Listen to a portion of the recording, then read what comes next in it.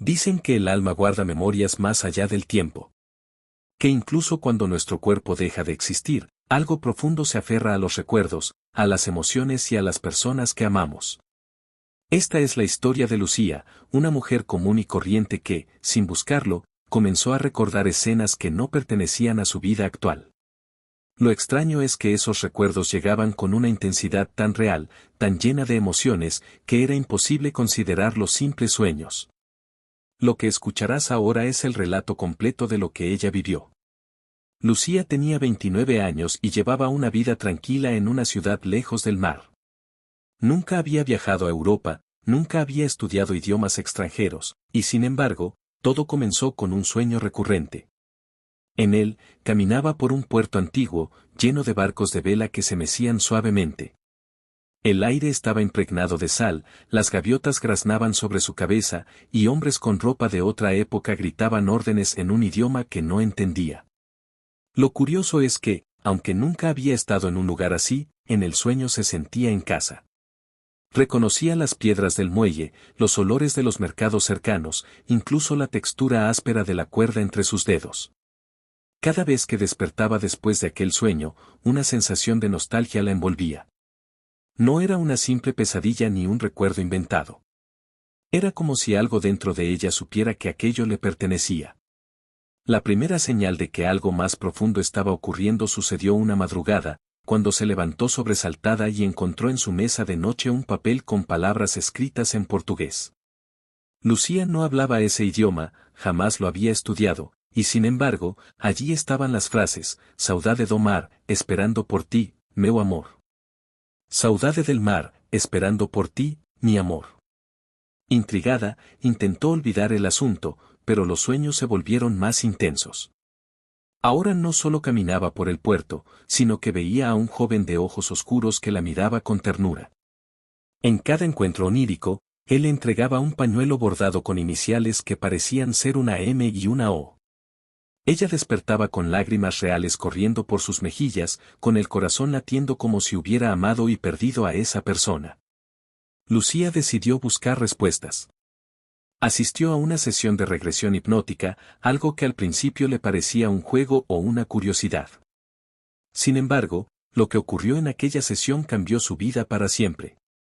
Bajo un estado de profunda relajación, comenzó a hablar con voz entrecortada, como si no fuera ella misma. Dijo que su nombre era Isabela, que vivía en Lisboa en el siglo XVIII, y que estaba enamorada de un marinero llamado Mateo Oliveira. Recordó cómo lo esperaba cada tarde en el puerto, cómo le prometió regresar después de un viaje comercial al Atlántico, y cómo nunca volvió. Entre lágrimas, relató que lo único que conservaba de él era un pañuelo bordado, la última prueba de su amor. Cuando Lucía despertó de la sesión, no podía creer lo que había dicho. La terapeuta le mostró la grabación y ella escuchó su propia voz pronunciando nombres y lugares que nunca había conocido. El detalle del portugués, los nombres, las fechas, todo coincidía con un pasado que no podía ser suyo, y sin embargo lo sentía tan real como su propia vida actual. A partir de ese momento, la obsesión creció. Investigó sobre Lisboa, sobre la época de los grandes viajes marítimos, y cada imagen que encontraba parecía encajar con los paisajes de sus sueños. Las calles adoquinadas, las fachadas coloridas, el bullicio de los mercados. Todo le resultaba familiar. Tanto fue el impulso que, con los ahorros que tenía, decidió viajar a Portugal. No buscaba hacer turismo, buscaba confirmar si lo que sentía era real o un producto de su imaginación. El primer día en Lisboa fue sobrecogedor. Caminando por las calles del barrio de Alfama, un escalofrío recorrió su cuerpo. Reconocía las callejuelas estrechas, las escaleras empinadas, incluso la vista hacia el río Tajo. Era como si hubiera regresado a casa después de siglos. Sus pasos la llevaron, casi sin darse cuenta, hasta una iglesia antigua. El corazón se le aceleró. Entró y el olor a incienso la envolvió como una memoria olvidada. Avanzó por el pasillo central, sus dedos rozaron los bancos de madera y en su mente aparecieron destellos de una joven de cabello oscuro arrodillada, rezando con fervor. Al fondo, en una pared lateral, había una placa de piedra con nombres grabados. Al leerla, Lucía sintió que el mundo se detenía. Allí estaba escrito, Isabela Duarte, 1761-1784. Exactamente el nombre que había pronunciado en la regresión. Las lágrimas brotaron sin control. No podía ser una coincidencia. Durante los días siguientes buscó en archivos históricos, en bibliotecas y registros parroquiales. Descubrió que Isabela había sido la hija de un comerciante respetado, prometida con un marinero que nunca regresó de su viaje. Su nombre, Mateo Oliveira, aparecía en una lista de tripulantes de un barco hundido en el Atlántico en 1784. Todo encajaba. La historia de amor truncada, el pañuelo bordado, la espera interminable en el puerto. Una noche, en el hotel donde se hospedaba, Lucía tuvo el sueño más vívido de todos.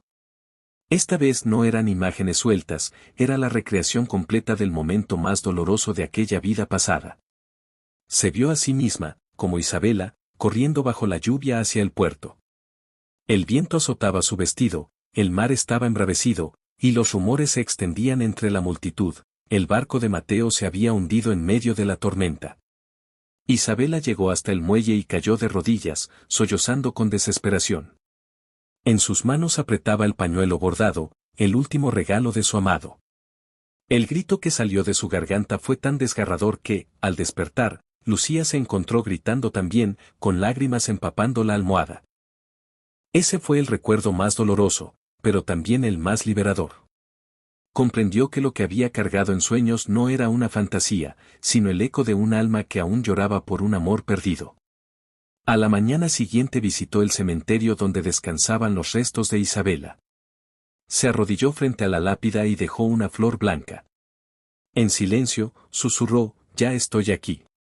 Ya recordé. Gracias por amarme.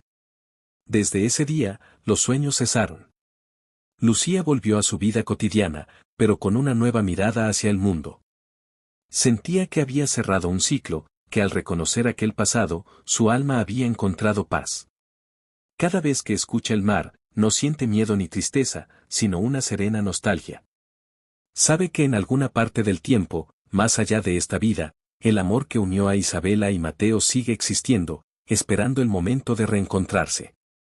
Y así termina el relato de Lucía, o quizás deberíamos decir, de Isabela. Una historia que nos invita a reflexionar, ¿son estos recuerdos prueba de que hemos vivido antes? ¿O acaso el alma nos cuenta historias como espejos para que aprendamos lo que necesitamos comprender? Tal vez nunca tengamos la respuesta definitiva. Pero lo cierto es que hay experiencias que nos marcan con tanta fuerza que trascienden las fronteras de una sola vida.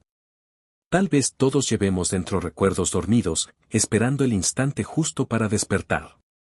Y quizás, en esos recuerdos, se oculte la clave de lo que realmente somos, viajeros eternos en un mar sin tiempo, navegando entre vidas, buscando siempre reencontrar aquello que el corazón jamás olvida.